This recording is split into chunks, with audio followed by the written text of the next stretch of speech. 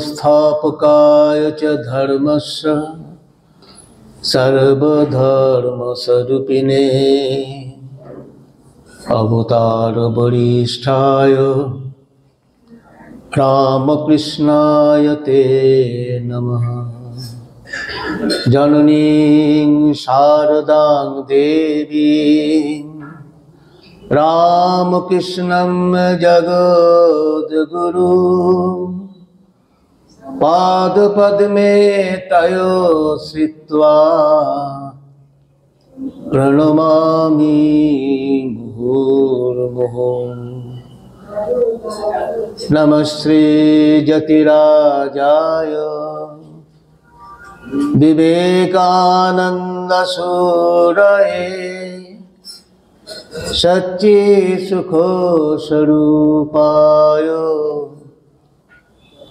स्वामिने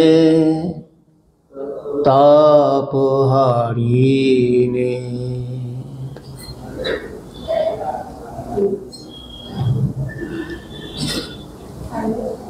আজকে বিষয়বস্তু হচ্ছে নারদীয় ভক্তি সূত্র। এর আগে আমরা গত মাসে আমি শুরু করেছিলাম।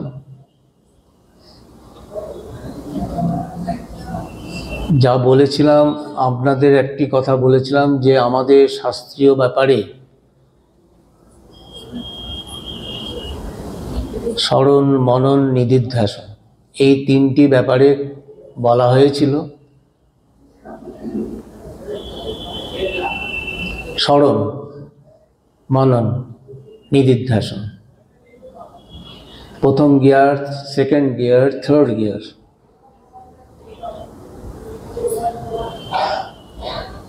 আগে স্মরণ করছি, তা সেটা মননের মধ্যে নিয়ে যাচ্ছি। নেওয়ার পরে নিদিধ্যাসন। নিদিধ্যাসন হচ্ছে সংস্কৃত কথা। নিদিধ্যাসন মানে হচ্ছে ধ্যান। ধ্যান মানে আমরা সব কিছু যা কিছু করি, everything one kind of meditation. Meditation আলাদা কিছু নেই। কর্ম করছেন, যা কিছু করছেন সব কিছু ধ্যান। সুতরাং স্মরণ, মনন, নিদিধ্যাসন। মনন করতে করতে আমরা নিদিধ্যাসনে আসি। গরু কি করে? সারাক্ষণ ঘাস টাস খেয়ে নেয়, খেয়ে যখন চলে যায় ঘরে তখন জাবর কাটে। আমাদের চেয়ে সেই জাবর কাটা। তা আজকে আমাদের একটা কথা মনে রাখতে হবে, গীতা একটি সুন্দর শ্লোক আছে, স্বল্পমপি ধর্মস্য ত্রায়তে মহৎ ভয়াৎ। স্বল্পম অপি অশ্ব ধর্মস্য, অর্থাৎ অল্প কিছু যদি ধর্ম পালন করা যায়,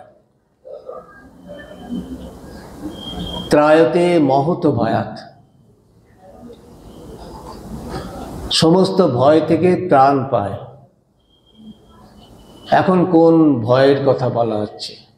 পুলিশের ভয়, না মারপিটের ভয়, না চোর ডাকাতের ভয়? ভয় মানে ওই ভয়, এই আমরা এই বারে বারে পৃথিবীতে আসছি,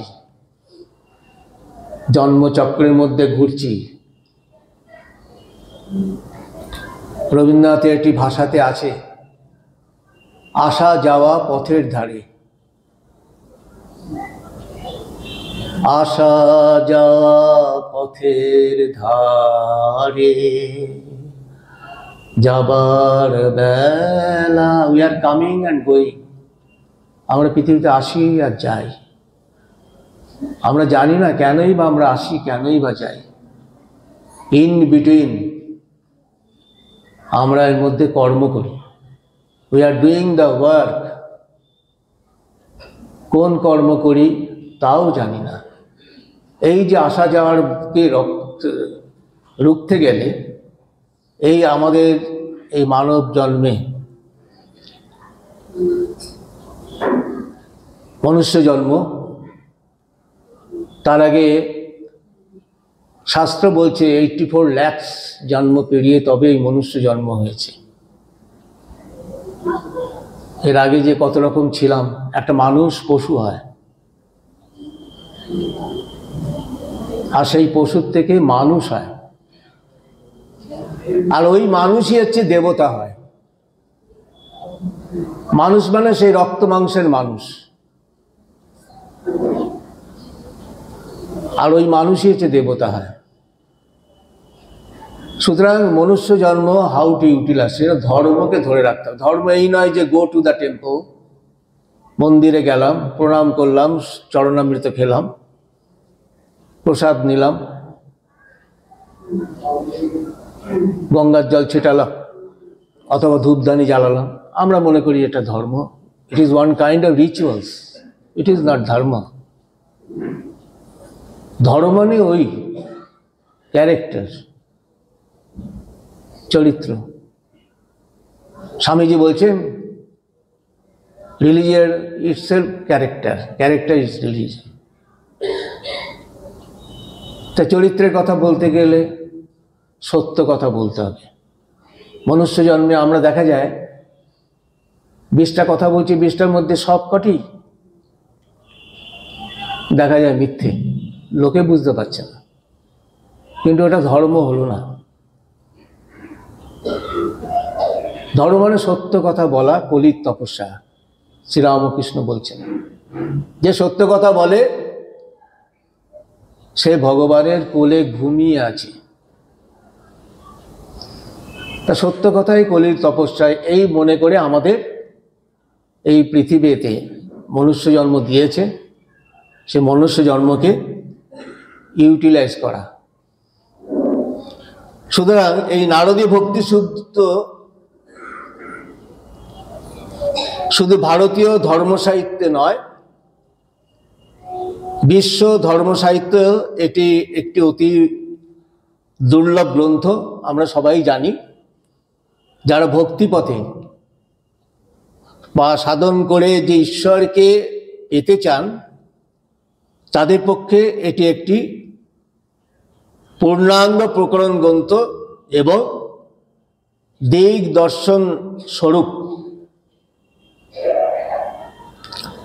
এই নারদীয় ভক্তিসূত্রকে আধার করেই স্বামীজি ভক্তিযোগের উপর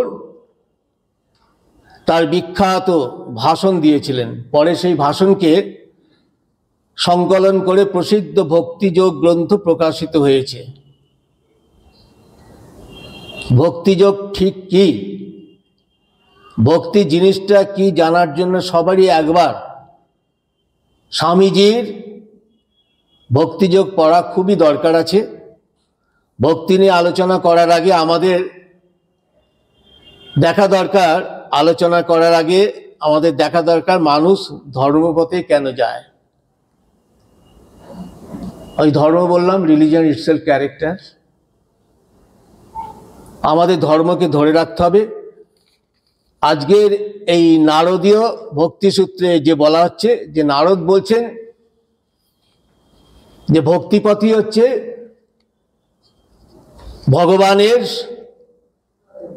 ভগবান লাভের যে সহজ পথ, সহজতম পথ এই ভক্তিযোগ। ভক্তিপথ হলো হচ্ছে ভালোবাসার মাধ্যমে ভগবানের লাভের পথ।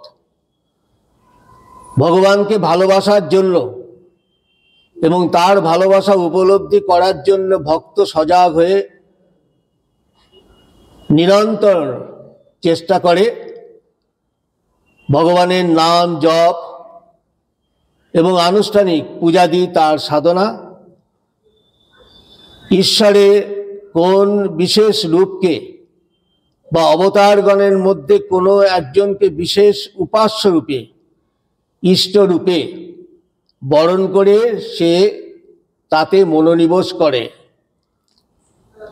অন্যান্য আচার্যগণের মতোই নারদ জোর দিয়ে বলছেন, কি বলছেন, ভক্তি যত বৃদ্ধি পাবে ভক্ত তত বেশি করে অনুভব করবে যে তার উপাস্য তার অন্তরেই রয়েছেন, তিনিই তার স্বরূপ ভক্তির চরম অবস্থায় উপলব্ধ হবে উপাসক ও উপাস্য, এই কথাটা হচ্ছে অভেদ।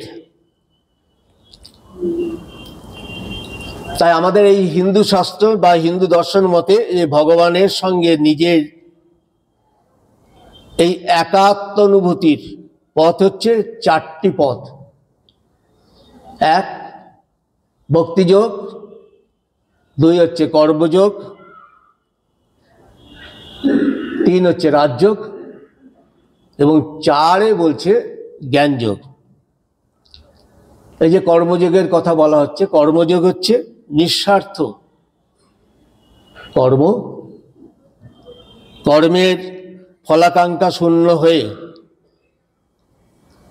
I don't expect anything doing the work, whatever it is, or maybe enemies or friends, whatever it is, but I have to do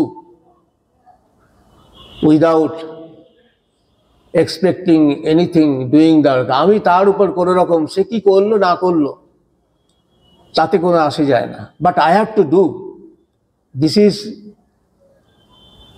ধর্ম। এই কর্ম হচ্ছে দু রকম আছে, একটা সকাম কর্ম, একটা নিষ্কাম কর্ম। সকাম কর্ম হচ্ছে স্বার্থ বুদ্ধি, ভগবানকে এইটা বলছি, এইটা দাও, ওইটা দাও, গাড়ি দাও, বাড়ি দাও, অমুক দাও, তমুক দাও বলছি, ভগবান সেটাও দিচ্ছেন, কারণ তিনি সৃষ্টি করছেন, স্থিতি করছেন, প্রলয় করছেন, তার ইচ্ছা। All god is. তা সুতরাং সকাম কর্ম করলাম, সেখানেও ভগবান শুনছেন, সবই হচ্ছে। আর নিষ্কাম কর্ম, যদি সকাম কর্মে যদি মন্ত্রের দ্বারা, অনেক সময় দেখা যায় যাগযজ্ঞ, পুরনো যুগে দেখা যায় যাগযজ্ঞ করে, অশ্বমেধ যজ্ঞ করে, করে অনেক কিছু যজ্ঞাদি করে বিভিন্ন কামনা নিয়ে, সেটাও শুনছেন, হচ্ছে। কিন্তু সেই মন্ত্র যদি ভুল ভাল বলে যদি কিছু, তাহলে কিন্তু উল্টো অ্যাকশন হয়ে যাবে। আর সকাম কর্ম এটা হলো, আর নিষ্কাম কর্ম আই ডোন্ট এক্সপেক্ট এনিথিং। সে যদি ভুলভাল মন্ত্র বলে, মন্ত্রের মধ্যে কোনো রকম ভুল আছে, কারণ তার কোনো এক্সপেকটেশন নেই, সে কি করবে না করবে তার দরকার নেই, প্রয়োজন নেই। তা সুতরাং এই নিষ্কাম কর্ম হতে গেলে I don't expect anything from anybody, but I have to do, ফলাকাঙ্ক্ষা না নিয়ে। মানুষকে ঈশ্বর জ্ঞানে সেবা করা ও পথের সাধন রূপে প্রাশ্রয় গৃহীত হয়। তবে জ্ঞানযোগ হলো কি হচ্ছে? জ্ঞানযোগ হচ্ছে এই সদসৎ বিচার করা, নিত্য অনিত্য, কোনটা নিত্য কোনটা অনিত্য। গীতার শ্লোকে আছে নিত্যের কথা, অনিত্যের। আমরা এই যে সবসময় সুখ দুঃখের মধ্যে চলি, তো সেই শ্লোকের মধ্যে বলছে অনিত্যম অসুখম লোকম ইমম প্রাপ্য ভজস্ব মাম। অনিত্যম, নিত্যতা বলে কিছু নেই। সত্যি নিত্যতা আছে? নেই তো। আজকে এই লোকটাকে দেখলাম, এইমাত্র বাজার হাট করলাম, তারপরে ব্যাস চলে গেল পৃথিবীর বুকে। নিত্যতা কোথায়? নিত্যতা অনিত্য। অনিত্যম অসুখম, সুখ। সুখ কোথায়? সুখ আর দুঃখ দুজনে চরম বন্ধু। এই সুখকে পেতে গেলে দুঃখ তার সঙ্গে সঙ্গে রয়েছে। তা সুখ দুঃখ যে পরম অভেদ, হৃদয় অভিন্ন হৃদয় সুখ। সুখকে পেতে গেলে দুঃখকে নিতে হবে, দুঃখকে পেতে গেলে সুখকে নিতে হবে। সবসময় সুখ থাকে না, আকাশে কন্টিনিউয়াস মেঘ থাকে না। মেঘ 24 ঘন্টা, 48 ঘন্টা, 72 ঘন্টা পরে মেঘ কেটে গিয়ে নীলাকাশ হয়ে যায়। তখন একেবারে পরিষ্কার হয়ে যায়, আমরা এইসব মনে করি দুঃখ দুঃখ দুঃখ, দুঃখ সবসময় থাকে না। বুদ্ধদেব যখন পৃথিবীতে আসে তখন একটাই কথা বলেছেন, এই জগৎ দুঃখময়। সে দুঃখের মধ্যে দিয়ে আমাদের, কিন্তু দুঃখটা সবসময় থাকে না, ওটাও একদিন চলে গিয়ে সুখ আসবে। কিন্তু সুখ দুঃখে ওরা দুজনের বন্ধু, পরম বন্ধু। তা আমাদের কি করতে হবে? দুঃখ পেলে সে দুঃখটাকে আমাদের জয় করতে হবে, যেভাবে হোক। আর ভাবতে হবে এটা আমার থাকবে না সবসময়, সবসময় কি একই জিনিস থাকে? অনিত্য, অসুখম, সুখ নেই। লোকম ইমম প্রাপ্য ভজস্বমাম। সুতরাং কি করতে হবে? ভগবান শ্রীকৃষ্ণ অর্জুনকে বলছেন, এই লোকে তুমি একমাত্র ভগবানের নাম করো, গুণগান করো, তার নামেতে মজে যাও। তা সুতরাং সেই নাম, এই পরম্পরা যে অবতার পুরুষগুলো, প্রথমে আসলো রাম, তারপরে কৃষ্ণ, বুদ্ধ, তারপর চৈতন্যদেব, পরে যে ভগবান শ্রীরাম ও কৃষ্ণ আসছেন। এই চৈতন্যদেব যখন এসছেন প্রত্যেকের সঙ্গে হরিকীর্তন করে, আর প্রত্যেককে আলিঙ্গন করছেন, করে বলছেন হরিনাম করো। কি অপূর্ব! আচ্ছা, করে দেখা যাক না, এটা একটা বিচারের ব্যাপার। আচ্ছা, উনি বলছেন, কেন বলছেন শুনি না একটু। তা সেই জন্যে, যে শোনার জন্য, যে শুনবে, যে করবে, তার কিছু হবে, হবে, এক্সপেকটেশনের ব্যাপার নেই, হবে। কেন? আমরা যেমন হাওয়াকে দেখতে পারি না, হাওয়ার অনুভবটা বুঝতে পারি। হাওয়াকে দেখতে পারি না, নাথিং, কিন্তু হাওয়ার অনুভবটা বোঝা যায়। হাওয়াটা দিল, আমার স্নিগ্ধ বোধ হলো বা ঠান্ডা বোধ হলো, সেই হাওয়ার। সেরকম ভগবান আমরা দেখতে পাচ্ছি না। কোথায় ভগবান? হাওয়া কৃষ্ণ কিন্তু আছে, তিনি কাজ করছেন। কি কাজ করছেন? সে একমাত্র ছায়া কায়ায় সব রকম ভাবে কাজ করছেন। তো ভক্তি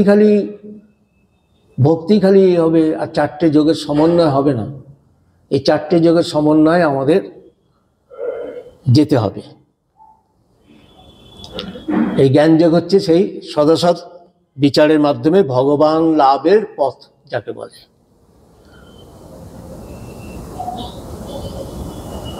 নেতি নেতি করে আমাদের ওই জায়গাটাকে পৌঁছাতে হবে। আর রাজযোগ আছে, এটা গভীর ধ্যানের মাধ্যমে ভগবান লাভের পথ। তা সুতরাং এই স্পষ্টই বোঝা যাচ্ছে যে এই তিনটি পথে চলতে গেলে যেসব গুণ, যে শক্তির প্রয়োজন, তা প্রত্যেকেরই, এমনকি অধিকাংশ লোকেরই নেই। শক্তিটা পাওয়া যাচ্ছে না, তো কোথার থেকে পাবো? সোর্স অফ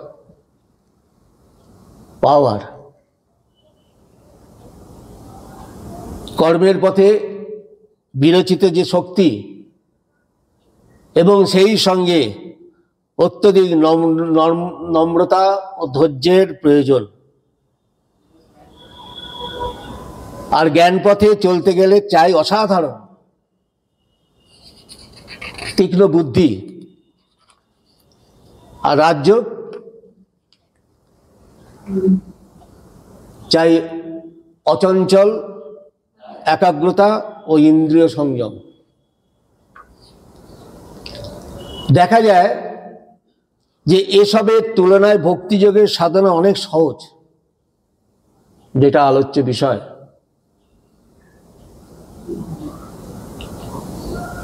কম কঠোর এবং অধিকতর আকর্ষণীয়।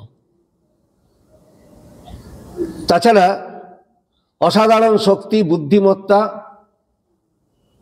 একাগ্রচিত্ততার অধিকারী বলে গর্ব করতে না পারলেও আমাদের সকলেই দৃঢ় বিশ্বাস আছে যে আমরা ভালোবাসতে পারি। কাজেই যোগগুলির মধ্যে ভক্তিযোগী সহজতম, এ কথা আমরা শোনা মাত্রই মেনে নিই। তা আমাদের আজকে নারদ এই ভক্তিসূত্রের এই প্রণেতা হচ্ছে নারদ।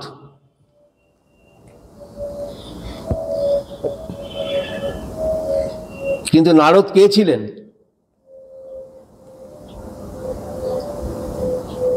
বলা বড় কঠিন। পৃথিবীর প্রাচীন শাস্ত্রগুলির মধ্যে অন্যতম আমাদের একটি উপনিষদ আছে, ছান্দোগ্য উপনিষদে নারদের নামের প্রথম উল্লেখ পাওয়া যায়। সেখানে আমরা দেখি তিনি অধ্যাত্ম জ্ঞান পিপাসু হয়ে মহর্ষি এই সনত কুমারের নিকট যাচ্ছেন। ওই গ্রন্থে উল্লেখ আছে যে নারদ কলা, বিজ্ঞান, সঙ্গীত, দর্শন ও প্রাচীন শাস্ত্রাদি সকল বিভাগেই পারদর্শী ছিলেন। তিনি সনত কুমারকে বললেন, আমি শান্তি পাচ্ছি না, আমি সব পড়েছি কিন্তু আত্মাকে জানি না। আমি আপনার মতন মহান আচার্যদের কাছে শুনেছি যে আত্মাকে জানে সেই কেবল দুঃখকে অতিক্রম করতে পারে। আমার কপালে চির দুঃখ, এই দুঃখ থেকে নিষ্কৃতি পাওয়ার জন্যে আমাকে দয়া করে সাহায্য করুন।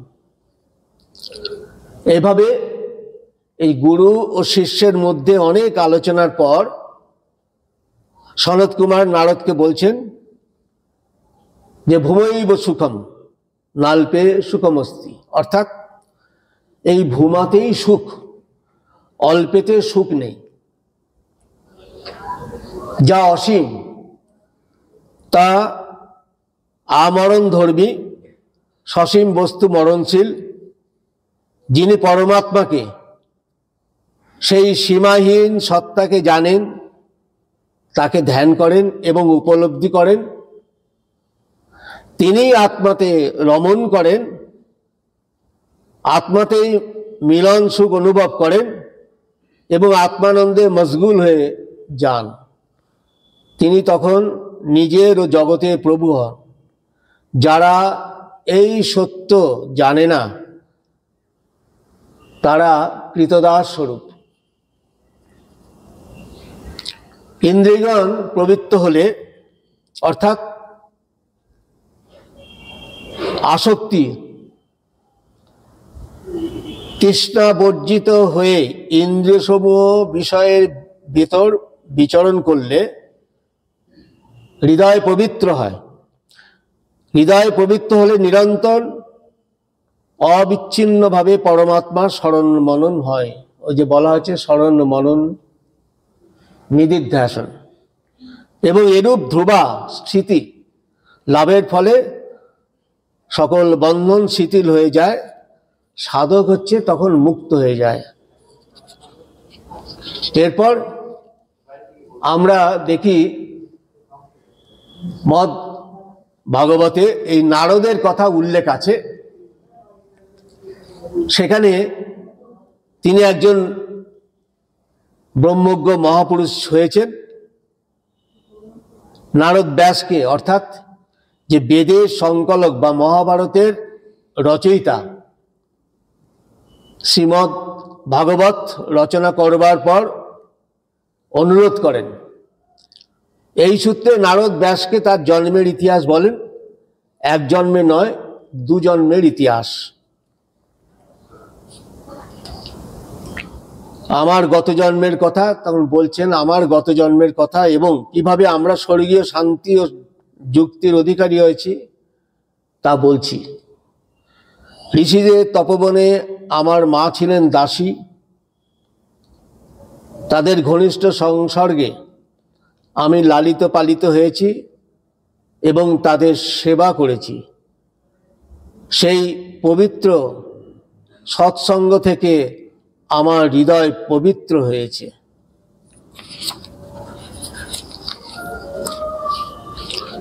এবার এই নারদীয় ভক্তি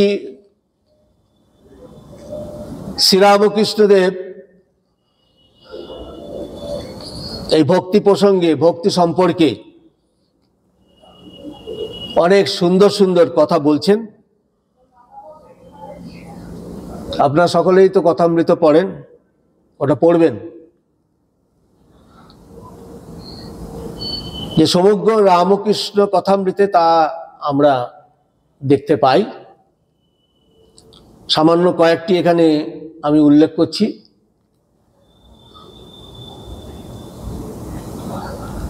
যে শ্রীরামকৃষ্ণ বলছেন, তীব্র বৈরাগ্য হলে তাকে পাওয়া যায়। এখন বৈরাগ্যের ডেফিনিশন দিয়েছে, বিষয়ে বিরাগ, ঈশ্বরে অনুরাগ। বিষয়তে বিরাগ, পছন্দ হচ্ছে না, ভালো লাগছে না। ঈশ্বরে অনুরাগ, অনুরাগ মানে ভালোবাসা। আমরা সাধারণত বলে থাকি আই লাভ ইউ, আই ভালোবাসি, কিন্তু ওই ভালোটা হচ্ছে কোথায় ভালোবাসা মানে ঠিক ধরা যায় না। কিন্তু এই যে ভেতরে যে ভালোবাসা, ওইটা হচ্ছে আসল ভালোবাসা, সেটা একমাত্র ঈশ্বরকেই। সে তীব্র বৈরাগ্য হলে তাকে পাওয়া যায়। প্রাণ ব্যাকুল হওয়া চাই। শিষ্য গুরুকে জিজ্ঞাসা করেছিল, কেমন করে ভগবান পাবো? গুরু বললেন, আমার সঙ্গে এসো। এই বলে একটা পুকুরে লয়ে গিয়ে তাকে চুবিয়ে ধরলেন।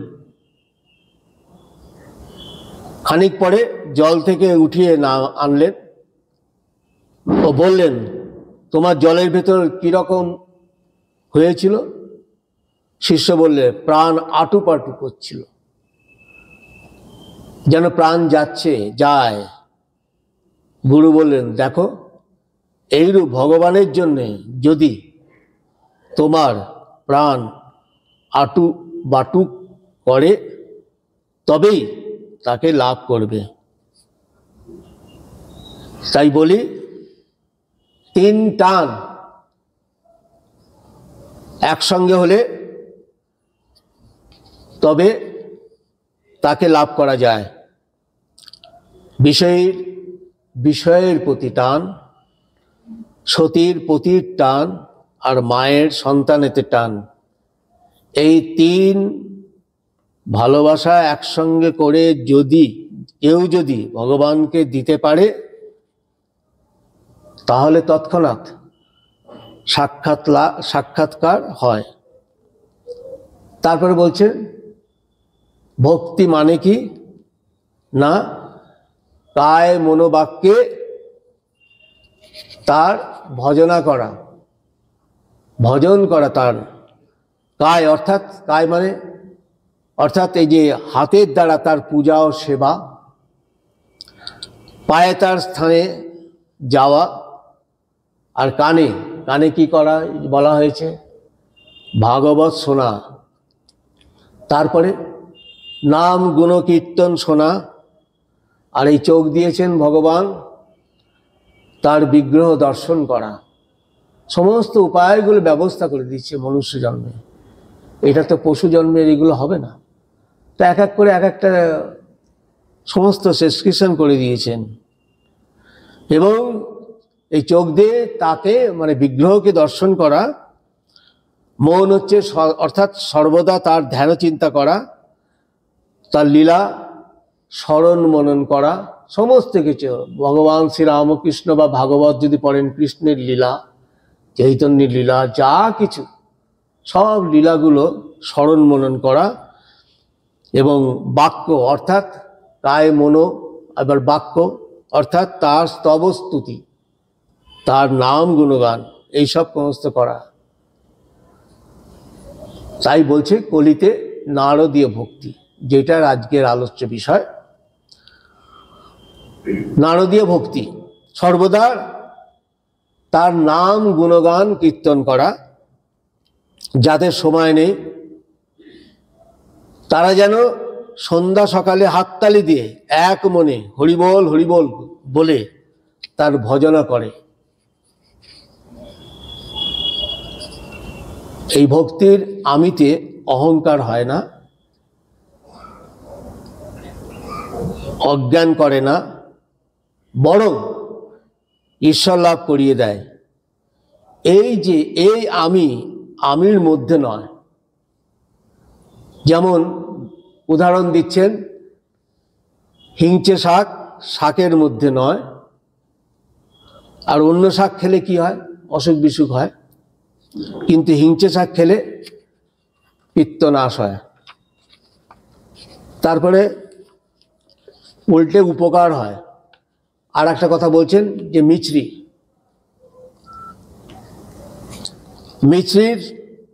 মিষ্টির মধ্যে নয়, অন্য মিষ্টি খেলে কি হয়? অপকার হয়, কিন্তু মিছরি খেলে অম্বল নাশ হয়। তারপরে কি বলছেন? এই যে আমরা বলি বিশ্বাস বললে হবে না, বিশ্বাস হার্ডওয়্যার স্টোর্স। তাহলে ওইখানে গেলে বিশ্বাস হয়ে গেল? শান্তি হার্ডওয়্যার স্টোর্স, শান্তি হয়ে গেল? এই বিশ্বাসটা আসে নিষ্ঠার সঙ্গে। নিষ্ঠা, ডেইলি নিত্য যেভাবে ভজন করা হয় এবং একেবারে সিনসিয়ার যাকে বলে, ওই নিষ্ঠার থেকে বিশ্বাস আসে। নিষ্ঠার পরে একের পর ভক্তি থাকলে ভাব হয়, ভাব ঘনীভূত হলে মহাভাব হয়, সর্বশেষ প্রেম, ভালোবাসা, ডিপ লাভ যাকে বলে। তারপরে বলছেন প্রেম হচ্ছে রজ্জু স্বরূপ। প্রেম হলে ভক্তের কাছে ঈশ্বর বাধা পড়েন আর পালাতে পারেন না। সামান্য জীবের ভাব পর্যন্ত হয়, ঈশ্বরকটি না হলে মহাভাব হয় না। এই রামকৃষ্ণ কথামৃতেতে ঠাকুর আমাদের এই জিনিসগুলো বলছেন। তাহলে আমাদের এইখানে টোটাল 84 শ্লোক ইজ দেয়ার, 84খানা শ্লোক আছে। আপনারা এখানে সেলস কাউন্টার থেকে যে কোনো নারদীয় ভক্তিসূত্র অনেকেরই আছে, ওইটা নিয়ে ঘরে বসে পড়ে নেবেন, পড়বেন, চিন্তা ভাবনা করবেন, পড়াশুনো করতে করতে করতে করতে দেখবেন এই ভাবটা আসে। আর সবসময় ধর্মীয় পুস্তক পাঠ করবেন। তা যাক, আমাদের প্রথম শ্লোকের একটা কথা বলছে। প্রথম শ্লোকে বলা হচ্ছে অথাৎ ভক্তি ব্যাখ্যা শ্যামঃ। এখন আমরা ভক্তির ব্যাখ্যা করব। নারদ বলছেন সা তস্মিন পরম প্রেম রূপা। এই ভক্তি হলো কি জিনিস? ঈশ্বরের প্রতি পরম প্রেম রূপা। 3 নম্বর বলা হচ্ছে অমৃত স্বরূপাচ, এবং এটি অমৃত স্বরূপ। 4 নম্বর বলছে কি? বলছে যা পরম প্রেম স্বরূপ বা অমৃত স্বরূপ ভক্তি লাভ করে মানুষ কি হয়? সিদ্ধ হয়, অমরত্ব লাভ করে এবং তৃপ্ত হয়। তারপরে বলছে যা প্রেম স্বরূপা ভক্তি প্রাপ্ত হলে মানুষের কোনো বস্তুর আকাঙ্ক্ষা থাকে না, দুঃখ থাকে না, দেশ অর্থাৎ হিংসা থাকে না, এবং কোনো বস্তুর প্রতি আসক্তি থাকে না, কিংবা কোনো বিষয়াদি ভোগের প্রতি আগ্রহ থাকে না। তা অনুভূত হলে এই যা প্রেম ও রূপা ভক্তি, যেটা প্রেম অনুভূত হলে মানুষ মত্ত হয়ে যায়, স্তব্ধ, শান্ত হয়ে যায় এবং আত্মারাম হয়ে যায়। তা সুতরাং আজকের এই শুভ দিনে আজকে ইংরেজি মাসের লাস্ট, আগামীকাল 1 জানুয়ারি নতুন বছর। আপনারা সবাই শুভেচ্ছা নেবেন, ভালো থাকবেন, আনন্দে থাকবেন। সর্বে সুখিনো ভবন্তু, সর্বে সন্তু নিরাময়া, সর্বে ভদ্রাণি পশ্যন্তু, মা কশ্চিৎ দুঃখভাগ ভবেৎ। असतो मा सद्गमय, तमसो मा ज्योतिर्गमय, मृत्युर्मा अमृतं गमय। ओम शांति शांति शांति। हरि ओम तत्सत्। श्री रामकृष्णार्पणमस्तु।